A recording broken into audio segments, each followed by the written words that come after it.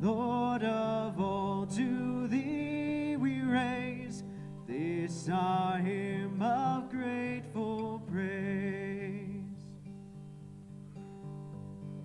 For the wonder of each hour of the day and of the night, hill and vale and tree and flower, sun and moon and stars of light, Lord of all, to thee we raise this our hymn of grateful praise. For the joy of human love, brother, sister, parent, child, friends on earth and friends above, for all gentle thoughts and mild, Lord of all, to thee we raise this our hymn of grateful praise. Let's sing verse 4, just our voices. For thy church that evermore lifteth holy hands above, offering upon every shore a pure sacrifice of love.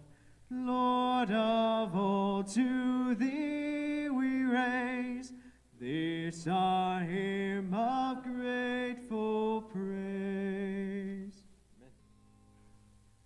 I will sing of my Redeemer and his wondrous love to me.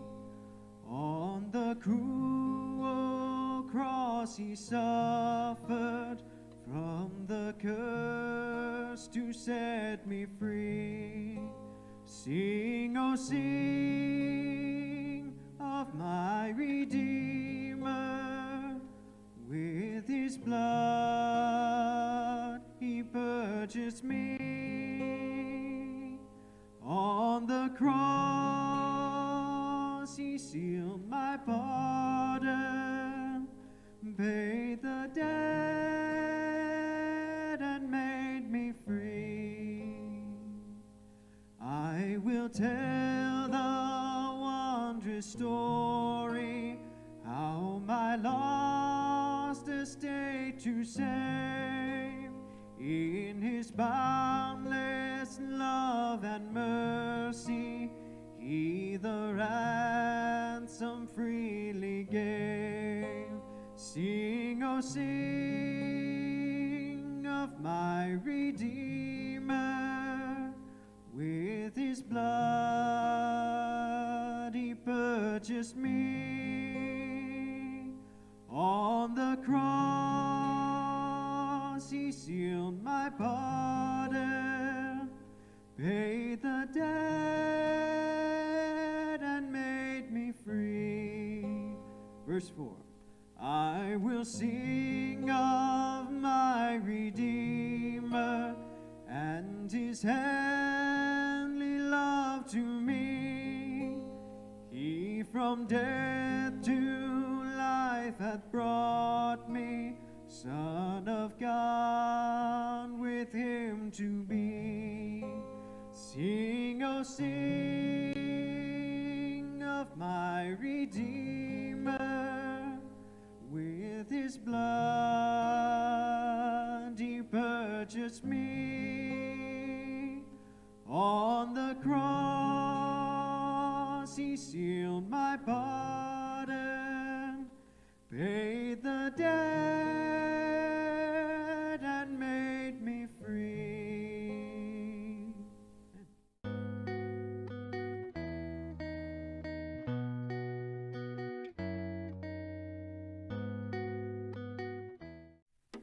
If you have your Bibles with you, let's turn back to Matthew chapter 5.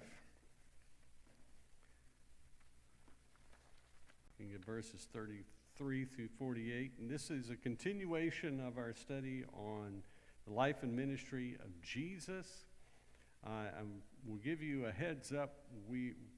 One of the reasons that we're doing this now as opposed to beforehand.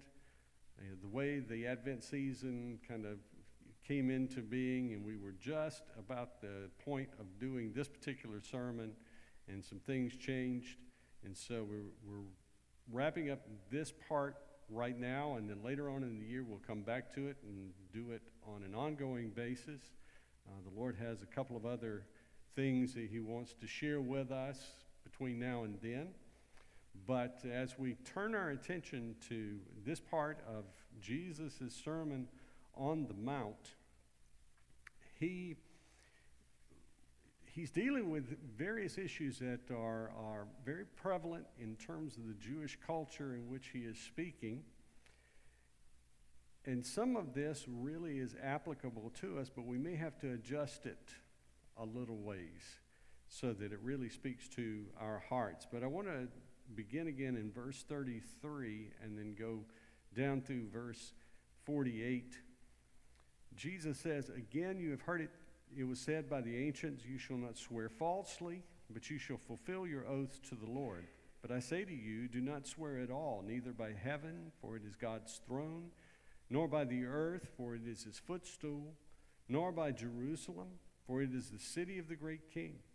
Nor shall you swear by your head, because you cannot make one hair white or black. But let your yes mean yes, and no mean no. For whatever is more than this comes from the evil one. You have heard that it was said, an eye for an eye and a tooth for a tooth. But I say to you, do not resist an evil person. But whoever strikes you on your right cheek, turn to him the other as well. And if anyone sues you in a court of law and takes away your tunic, let him have your cloak also. And whoever compels you to go a mile, go with him 2. Give to him who asks you, and from him who would borrow from you, do not turn away. You have heard that it was said, you shall love your neighbor and hate your enemy. But I say to you, love your enemies. Bless those who curse you. Do good to those who hate you, and pray for those who spitefully use you and persecute you, that you may be sons of your Father who is in heaven. For he makes his sun rise on the evil and on the good, and sends rain on the just and the unjust. For if you love those who love you, what reward do you have? Do not even the tax collectors do the same? And if you greet your brothers only, what are you doing more than others? Do not even the tax collectors do so? Therefore be perfect, even as your Father who is in heaven is perfect." Now, as we look at this passage, I don't know, just the reading of it in some respects is convicting. But one of the things that we have to understand here that Jesus is doing throughout the entirety of the Sermon on the Mount is to say, if you follow me, and you do so faithfully, and you do so with your whole heart, your life will be a living testimony of my reality in you, because you will be different. You will be distinct from those around you by how you live, what you do, the decisions that you make, the attitude that you carry. All of these things will be different, and they should be. They should be. Now, it's interesting that things really don't change from generation to generation. It's like Solomon says in Ecclesiastes, everything is the same. Nothing changes, really. And so human nature being what human nature is, we do the very same things now as they did at the time of Jesus. And some of these are alluded to here in this passage. Notice that he begins in this section of his sermon, you have heard that it was said by the ancients, or you've heard it said before, you shall not swear falsely, and that you shall fulfill your oaths to the Lord. Indeed, as we saw in Numbers and Deuteronomy, that was the emphasis there. If you make an oath to the Lord that you're going to do something, you do it. It's always the kind of the running joke that there are a lot of professions in foxholes. You know, people, when they see impending doom and death, oh Lord, please save me. And if you save me, I'll do this and this and this and this and this. And then lo and behold, they live. And they start thinking about it. Lord, I was kind of rash in those things that I said that I would do and become. And so just forgive me for that, because I want to go about doing what I want to do. That's the essence of those foxhole conversions and decisions that are made. But here, Jesus is specifically targeting the telling of truth. That his followers should be known for their truthfulness. So if you ask them something, if you ask them a question, they're going to give you a direct answer. If they have blown it, and this is where the toes get stepped on. If they have blown it, if they have made a mistake, or if they have halfway done it, not so much the other side. If they're kind of balancing this, and somebody says, well, did you do this? Did you take out the trash? Well, I did. At least that was my intent. Or, I swear by so-and-so that I took out the trash.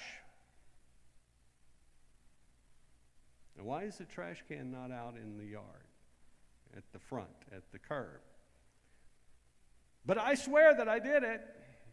Somebody must have taken it. No, the reality is what? I forgot. I'm stepping on my own toes here. Because I will confess, Lori is my witness. I forget a lot. And I have a bad habit of saying that I did and didn't, or thinking that I did and I didn't. And then getting all upset at the fact that somebody caught me in the fact that I forgot. Well, notice here that Jesus is clearly telling us, as his followers, that there is a higher standard here that we ought to apply. And so if somebody asks us if we've done something, either we have or we haven't. And if we have done it, yes, I've done it. If we haven't done it, no, I haven't done it. Or no, this is not right. Yes, this is right. This is correct. Not correct. We have to be people of truth. And so when we are asked a question, we give a direct response, not an elusive one.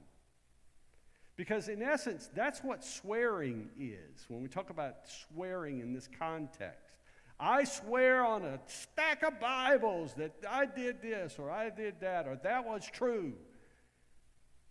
Why do you need a stack of Bibles? Our word should be so trustworthy that when we say yes, it is yes. It's accepted as yes. If it's no, it's no. It's accepted as no.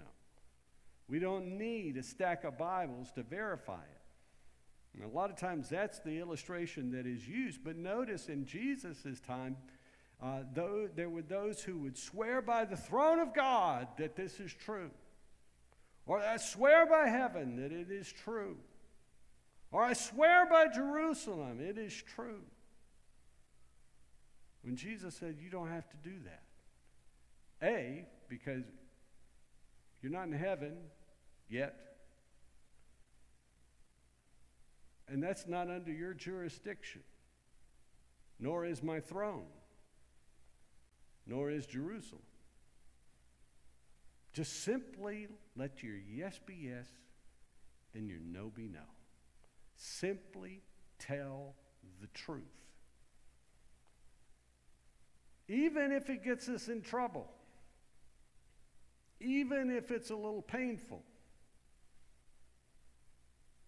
What Jesus is saying is that if we are known for telling the truth and people ask us, then not only is that verifying his presence in our lives, but it also gives us a very high reliability factor, so that when people have a question, it's a legitimate question, and they don't know, and they're seeking an answer, and they're wanting somebody to be honest with them, who will they come to?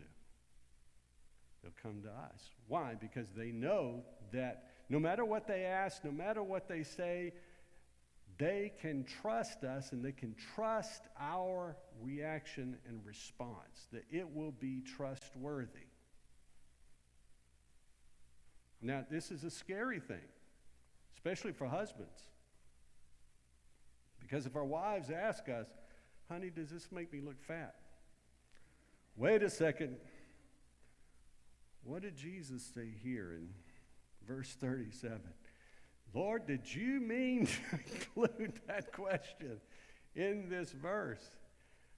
Yeah, granted, we need to be conscious of how our answer is going to be received, but he nonetheless wants us to tell the truth. Tell the truth. Now, he moves on. You have heard that it was said, an eye for an eye and a tooth for a tooth. And indeed, that is true in the Old Testament. Specifically, when in the passage that Jesus is referring to, if there is a fight between two men and a pregnant woman happens to be in their vicinity, and their fight gets out of hand, and she gets injured, and the baby gets injured, the Old Testament teaches that whatever happens to the mother, and especially the baby, is requited to those who were in the fight. Eye for an eye, tooth for a tooth, life for life. It speaks volumes for our day, doesn't it?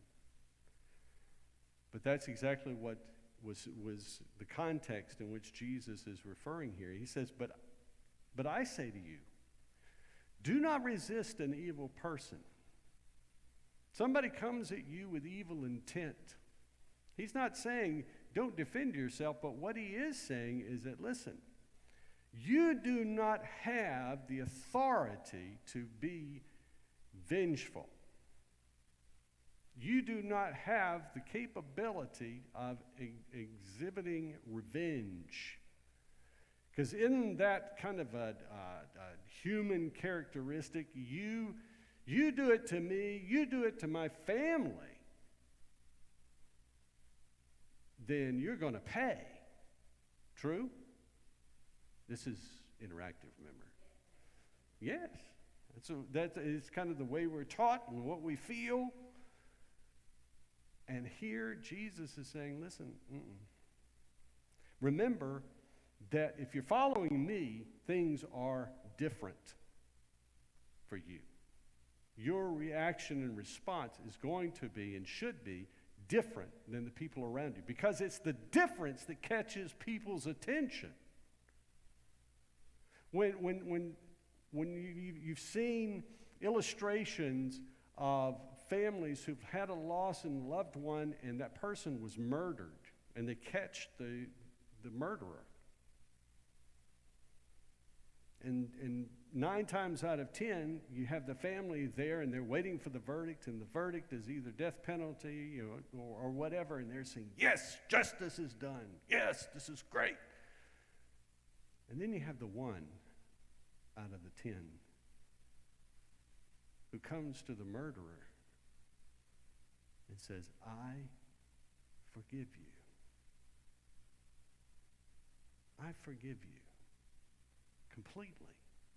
Yes, what you did was wrong. Yes, you did what was evil. Yes, you hurt me and my family. All of those things are true. But by God's Spirit, I forgive you. And that makes news. Because that's so contrary to what is normal. Shouldn't you be angry? Shouldn't you be furious? Shouldn't you want their death? No, I'm forgiving them.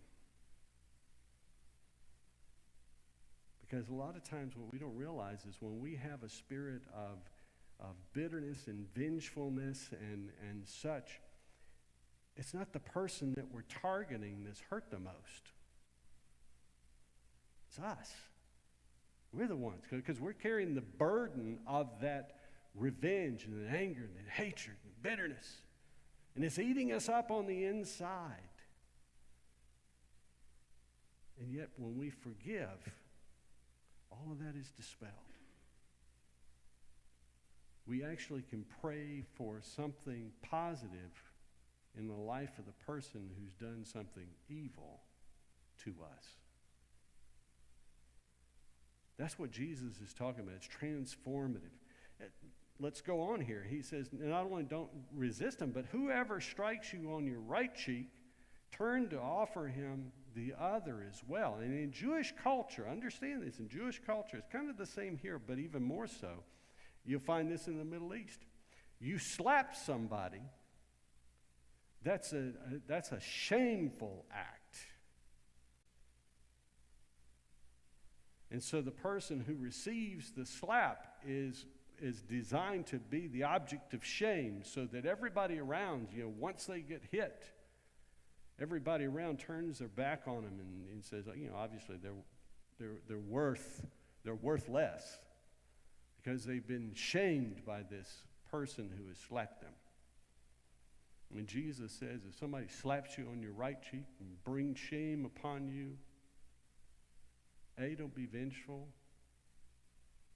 B, offer them the other one. Show them you're different. There is no shame in being different if our difference is because of Jesus. No shame. If anyone sues you in a court of law and takes away your tunic, let him have your cloak as well. If that's the case, they take away my tunic. In this culture, if they take away my tunic and my cloak, I don't have a whole lot left. I'm close to naked. But Jesus says, show them. Go one step further. Turn your cheek. Give them your cloak. And then he says, and whoever compels you to go a mile, go with him too. And I love this illustration because in that time frame, a Roman soldier could, if you were a Jew and you were walking along, minding your own business, and you were headed from one place to another, and a Roman soldier came by on foot, having some sort of burden, backpack, whatever, and he came up to you, by law, by Roman law, he could take off his pack, hand it to you, and say, take it from me for the next mile. And you couldn't say no. You had to do it because, well, you could rebel against it, and then you'd face Roman justice.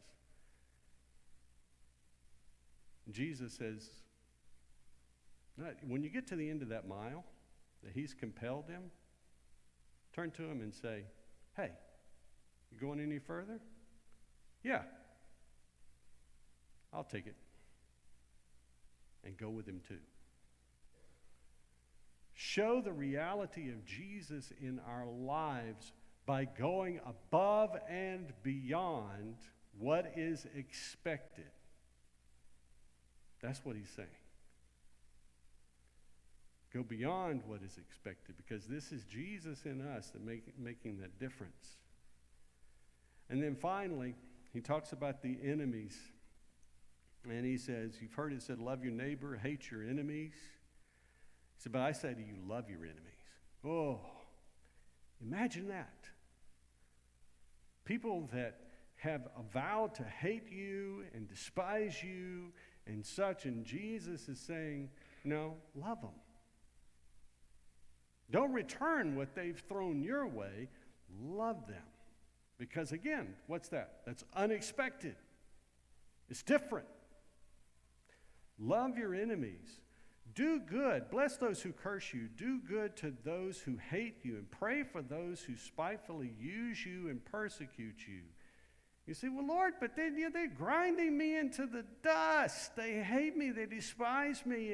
And you're saying I ought to treat them with respect and love and dignity and bless them. And Jesus says, absolutely, you got the right idea. For he makes, why is this? Because you, first of all, you're sons of the Father who is in heaven. You're different. You're intended to be different. Secondly, notice that the Lord, he makes his sun rise on the evil and the good and sends rain on the just and the unjust. Have you ever seen a situation where a person that you know is mean, cruel, negative, all the time, you know exactly where they live? Have you ever seen a situation where when it was raining, it rained all around them, but it didn't rain on their yard? And on a sunny day, it was sunny all around them, but right over their house, it's like Eeyore, had a cloud hanging over them. No, because he exhibits grace to us all. And they feel the effects of this grace, and so we ought to be agents of grace ourselves. For if you love those who love you, what reward is that? If you only love the people who love you, he says even the tax collectors do that. And remember, in their culture, tax collectors were hated, despised. They were the lowest of the low.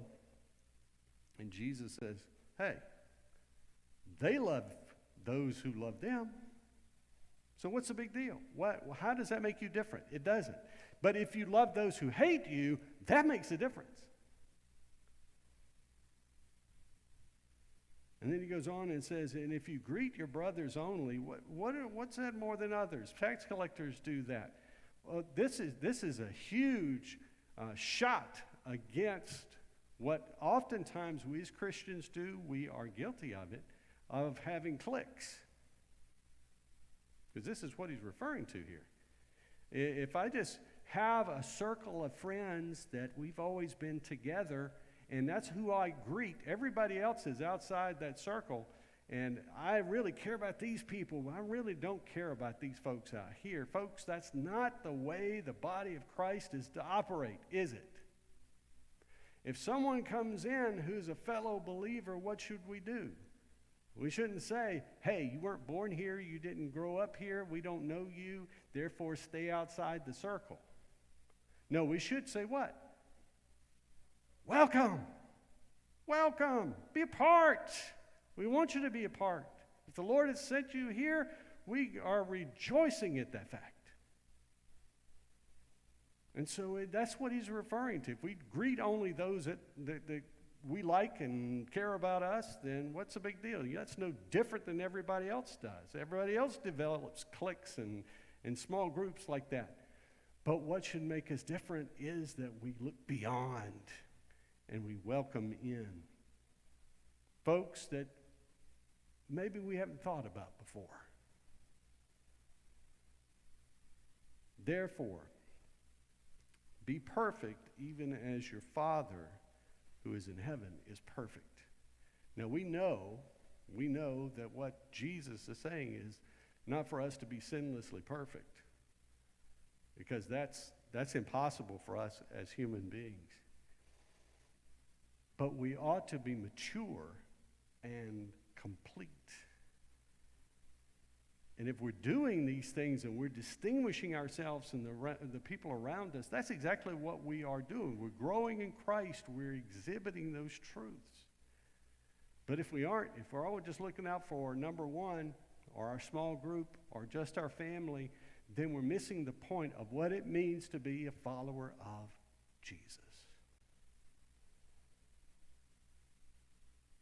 Does that require sacrifice on our part? Absolutely. Does that require a difference of thought? Yes. But it also requires a commitment on our part to say, Lord, I can't do this on my own. I can't. I can't love my enemies. I can't do all these things that you want me to do as a follower of you. But in you, yes, I can, and I want to, and I want to be committed to that. And may that be our prayer, all of us, even as we begin this new year, that we can follow in the footsteps of Jesus and show ourselves as different from the rest of the world. Thank you for joining us this Sunday for our St. John's Reformed Church online worship service. We hope that you have been spiritually uplifted and encouraged in your walk with Christ. If you feel so led to help us continue this online ministry, please consider donating to St. John's with the link on screen, or go to our website at www.rstjohns.org. Thank you, and we look forward to you joining us next week.